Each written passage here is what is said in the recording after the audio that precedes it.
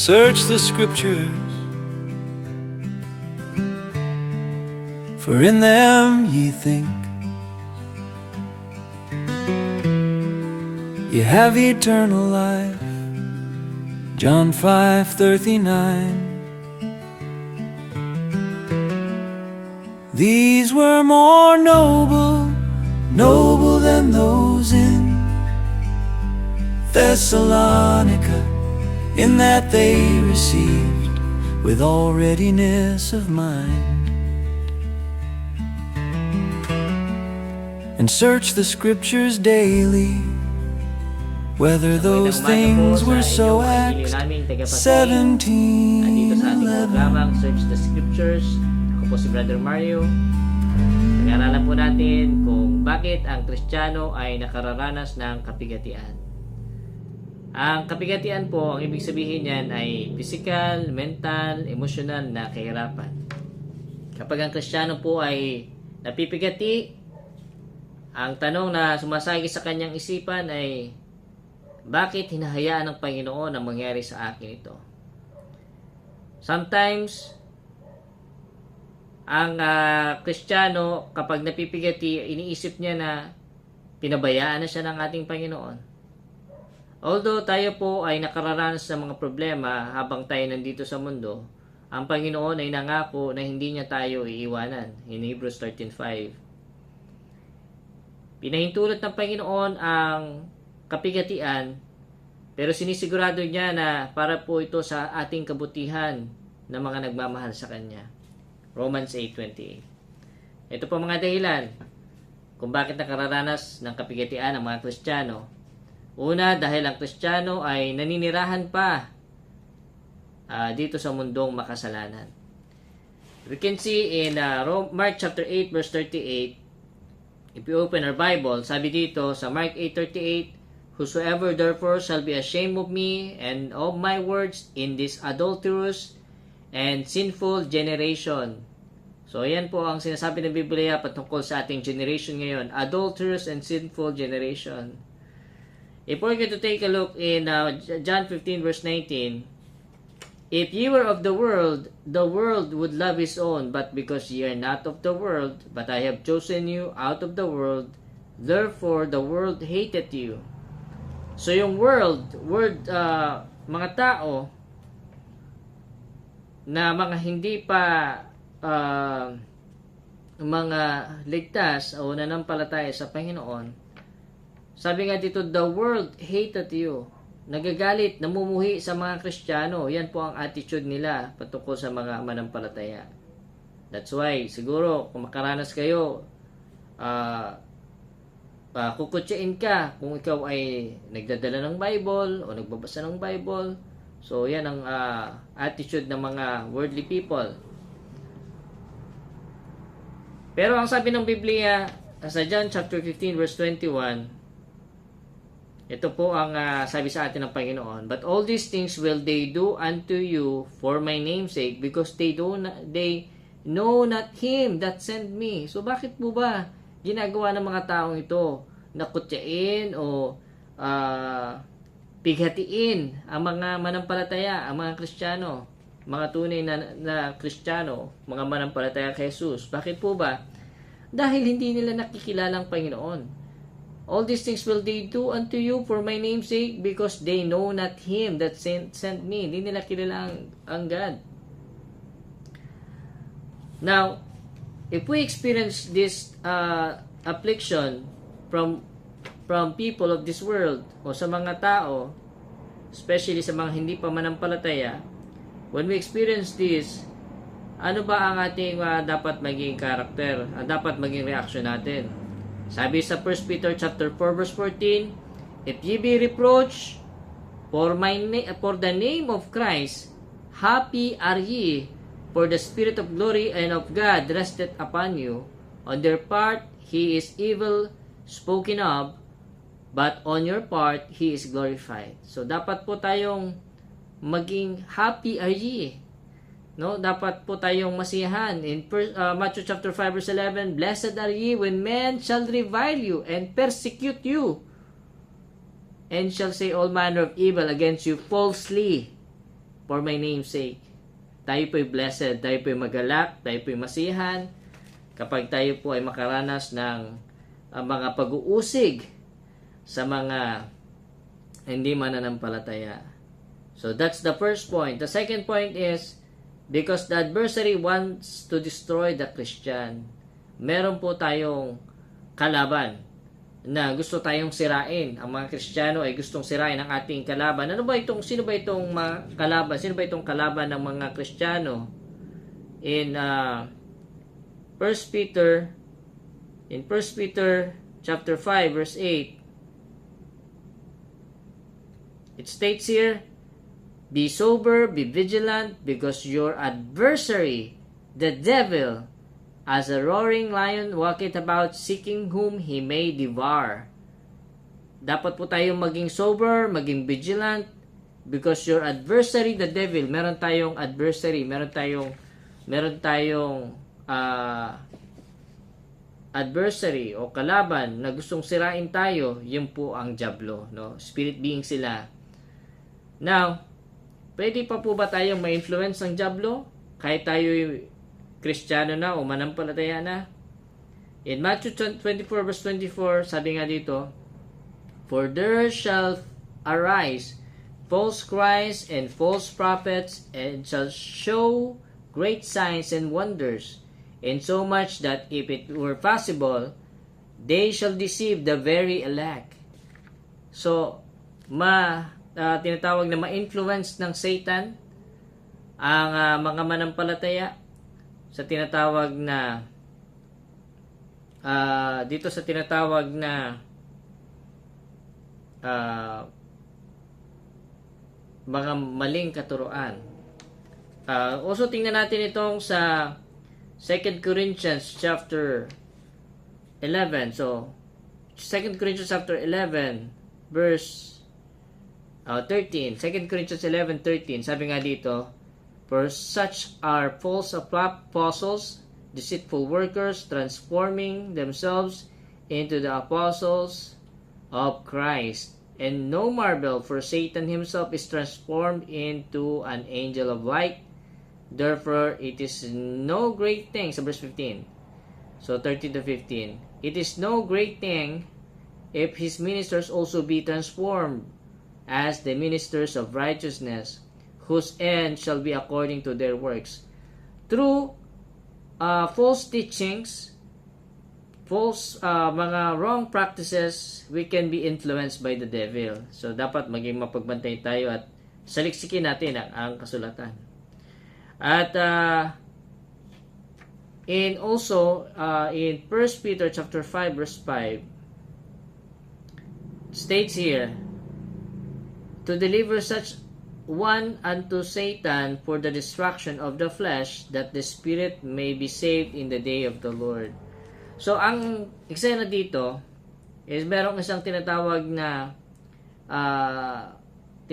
na member sa church na involved sa immorality, at binanggit ni Paul na to deliver such one unto Satan. So, pero sabi dito, that the spirit may be saved. Ligtas na ito'y manampalataya na, pero nagpapatuloy sa kasalanan, pero hinahayaan ng inalaw ng Panginoon na Panginoon na i-afflict siya. So, sabi nga dito, to deliver such one unto Satan for the destruction of the flesh. Destruction of the flesh, meaning to say, alisin na ng Panginoon ang grace niya. So, sa pamamagitan ni Satan. So, pinahintulot ng Panginoon na ang bagay na yan. So, another thing is, so, bakit nakakaranas ng kapigatian ang Kristiyano? Una, dahil tayo nandito pa sa, ang mga Kristiyano yung nandito pa sa mundong makasalanan. Pangalawa, dahil meron tayong kalaban na gustong sirain tayo, yung diablo.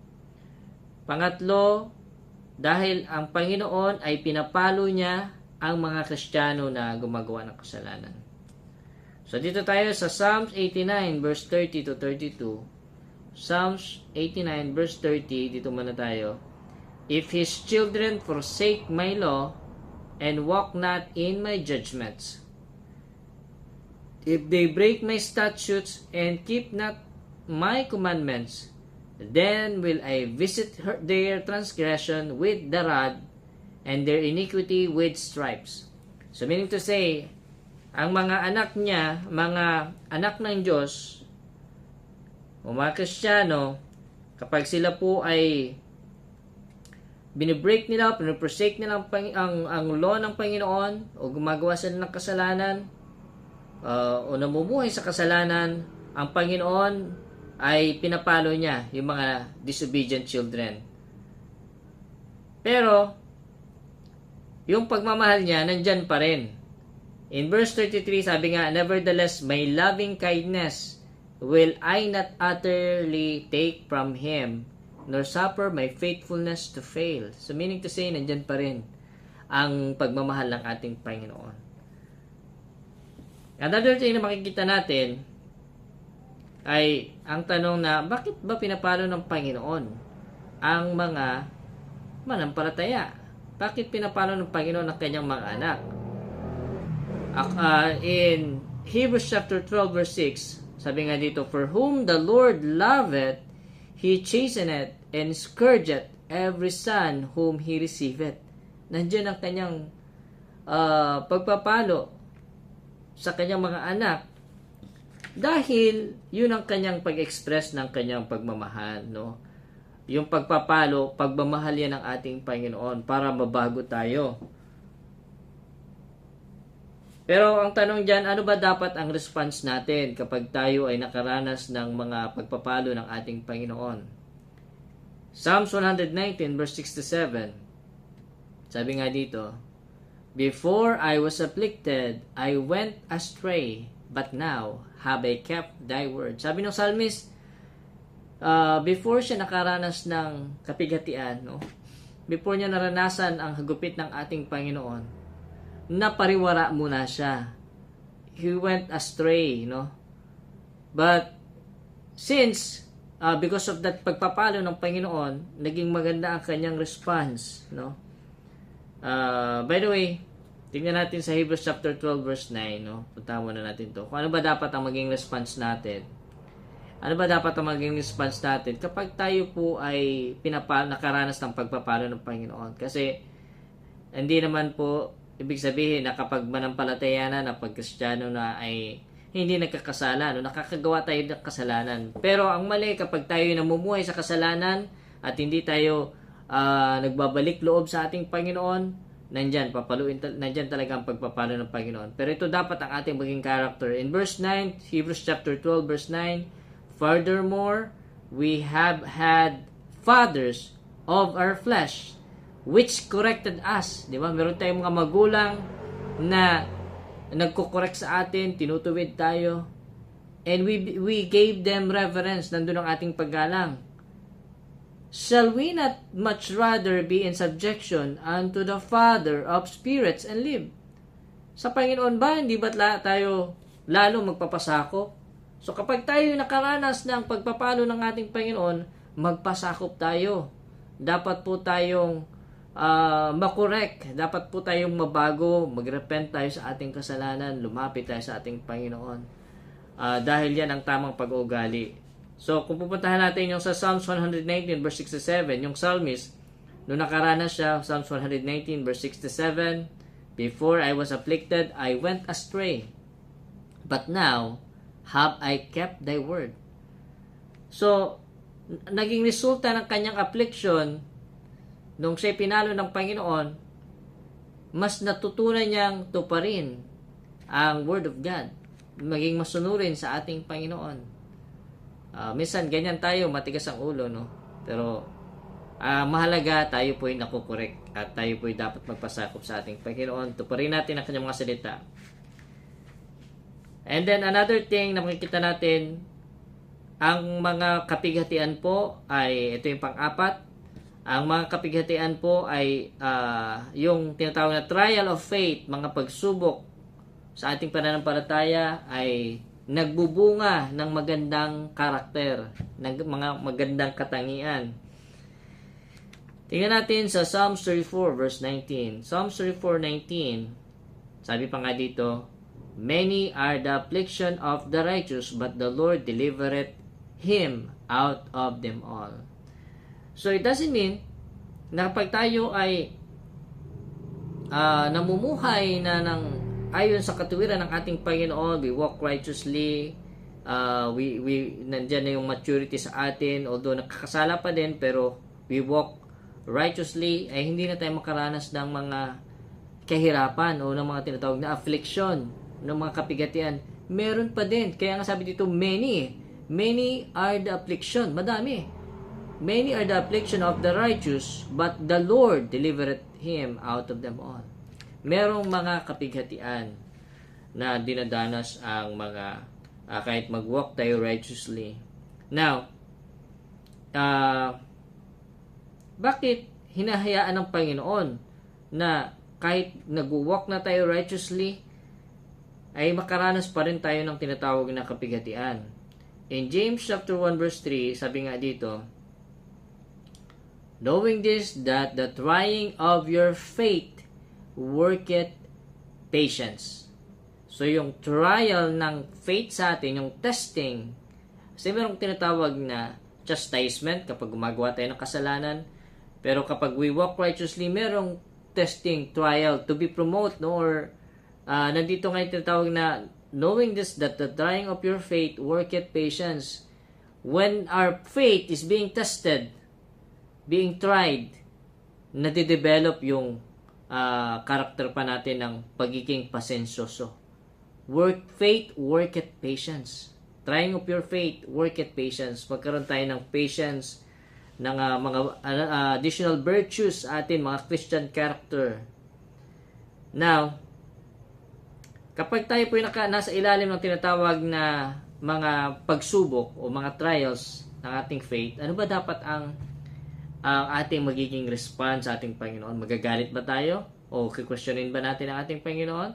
Sabi sa verse 2, My brethren, count it all joy. James 1:2. My brethren, count it all joy when you fall into diverse temptations. Count it all joy. So, we should be joyful. We should be rejoicing na nakakaranas tayo ng mga testing galing sa ating Panginoon. No? Nung meron tayo tinatawag na pagsubok, kung makaranas tayo ng mga pagsubok sa ating buhay, so we should be joyful. So, praise the Lord. Amen. Now, kung titingnan natin, itong sa James chapter 1 verse 3, so di na tayo pupunta sa ibang verse, dito lang muna tayo. Sabi nga dito, knowing this, that the trying of your faith worketh patience. So magkaroon tayong tinatawag na additional traits. Tingnan natin itong sa Romans chapter 5 verse 3. Romans chapter 5 verse 3. Sabi nga dito,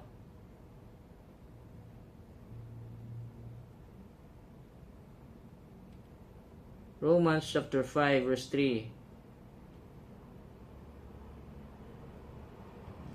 In Romans chapter 5 verse 3, and not only so, but we glory in tribulations also, knowing that tribulations, mga kahirapan, worketh patience. So, nandoon yung tinatawag na, once again, binanggit patience. Kasi ang hirap talaga na magkaroon talaga ng tinatawag na patience, no? Pero sabi nga dito, and patience, experience, and experience, hope, and hope, make it not ashamed. So, nandyan yung mga godly characters na madidevelop pa sa atin. Kapag tayo po ay nagkaroon ng tinatawag na pagiging joyful pa natin, the moment na tayo po ay nakakaranas ng mga pagsubok sa ating pananampalataya. Another thing, which is my fifth point, is because the afflicted learns to depend on God's strength. Kapag tayo nakakaranas po ng kapigatian, mas natututunan nating magdepende sa kalakasan ng ating Panginoon. Tingnan natin si Paul. sa 2 Corinthians chapter 12 verse 5, sabi niya, of such and one will I glory, yet of myself I will not glory. Sabi niya, but in mine infirmities, sa kanyang mga kahinaan, sa kanyang mga kahirapan. Sabi niya, in mine infirmities, sa kanyang tinatawag na mga kakulangan, no? Infirmities, nandiyan. Kasi, natututunan niyang magdepende sa Panginoon. Mas matutunan po natin magdepende sa strength ng ating Panginoon when we experience tinatawag na mga kahinaan sa atin, no? Mga kahirapan. Sabi nga dito ni Paul sa 2 Corinthians chapter 12 verse 9, kasi si Paul sa kanyang paglilingkod sa ating Panginoon, meron siyang mga tinatawag na nagkaroon siya ng mga thorn in the flesh. Sabi dito sa verse 7, there was given to me a thorn in the flesh, the messenger of Satan to blaspheme me, lest I should be exalted above measure. Pero sabi nga dito, dahil sa pamamagitan niyan, I besought the Lord thrice that it might depart from me. Inano niyo sa Panginoon na mawala sa kanya yung tinatawag na kahinaan na yun o yung sakit na yun. Pero sabi ng ating Panginoon, and He said unto me in verse 9, my grace is sufficient for thee, for my strength is made perfect in weakness. Most gladly therefore will I rather glory in my infirmities, that the power of Christ may rest upon me. So sa pamamagitan ng tinatawag na infirmities natin, okay, si Paul, sa kanyang mga infirmities, sa mga kanyang tinatawag na kahinaan, sa kanyang kahirapan, no, sa sakit na nadanas niya, mas natutunan niyang magdepende sa kalakasan ng ating Panginoon. Sabi ng ating Panginoon, my grace is sufficient for thee. Sapat na yung grace ko sa iyo. For my strength is made perfect in weakness. Nagiging efektibo ang tinatawag na lakas ng Panginoon sa ating mga kahinaan. Kaya, kung titingnan natin, ang tanong ay paano po ba natin bilang Kristiyano, paano po ba natin papagtagumpayan ang mga problema dito sa buhay na to? Ano ba dapat ang ating iisipin, no? Philippians chapter 4 verse 13, if you're familiar with that passage, I can do all things through Christ which strengtheneth me. So, I can do all things through Christ which strengtheneth me. Sa pamamagitan po ni Kristo, ay magagawa natin, makakaya natin. We are more than conquerors through Him that love us, no? And in 1 John 4:4, sabi nga, we are of God, little children, and have overcome them, because greater is He that is in you than he that is in the world. Makadepende tayo sa ating Panginoon, ma-overcome natin ang ating mga problema sa ating buhay. Now, the question is, ano bang magiging pakinabang ng iba sa atin ng mga nakaranas ng mga kapighatian? So, tingnan natin sa 2 Corinthians chapter 1 verse 4. Sabi nga dito, who comforted us in all our tribulation, that we may be able to comfort them which are in any trouble, by the comfort wherewith we ourselves are comforted of God. So, tayo mga nakaranas ng tinatawag na kapighatian sa ating buhay, magagamit natin to encourage those na nasa tinatawag na kapighatian din, na maturuan natin sila, magabayan natin sila na magdepende sa ating Panginoon. We can pray for them. We can teach them and tell them that God will be is able to help him sa kanyang kapighatian na dinadanas. So, who comforted us in all our tribulation, that we may be able to comfort them. Maging comfort tayo to to them which are in any trouble. Mga kaibigan, mga kapatid. Now, this is my last point. My sixth point, pang-anim na punto is because the Christian who endures will be rewarded. Meron pong tinatawag na reward, no? Yung kaligtasan po, ang tao ay maligtas, gift yan ng ating Panginoon, hindi natin kailangan paghirapan. Pero bilang manampalataya na, bilang anak na ng Diyos, bilang Kristiyano na, we can have or we can receive a reward from the Lord. In James chapter 1 verse 12, kasi merong reward once we endure this temptation, no, na dadanasin natin habang tayo nandito pa sa mundo. O habang nabubuhay pa tayo. In James chapter 1 verse 12, blessed is the man that endureth temptation. Pag ma-endure natin yung mga temptations, sabi dito, for when he is tried, pag masubok, he shall receive the crown of life, which the Lord hath promised to them that love Him. So, sa tinatawag na judgment seat of Christ, nadadanasin natin ng mga manampalataya, ng mga Kristiyano, ng mga ligtas na pag humarap sa ating Panginoon, yung tao, yung manampalataya na yun na nakaranas ng temptation at napagtagumpayan niya, he can receive, no, this crown of life na binibigay ng ating Panginoon. Crown of life. Now,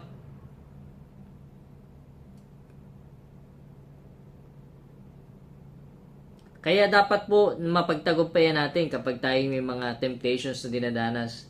Bilang mga Kristiyano, dapat mapagtagumpayan natin.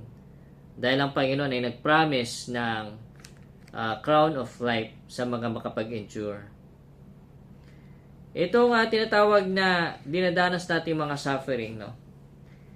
Kaya ba itong ikumpara doon sa paparating na glory sa future? In Romans chapter 8 verse 18,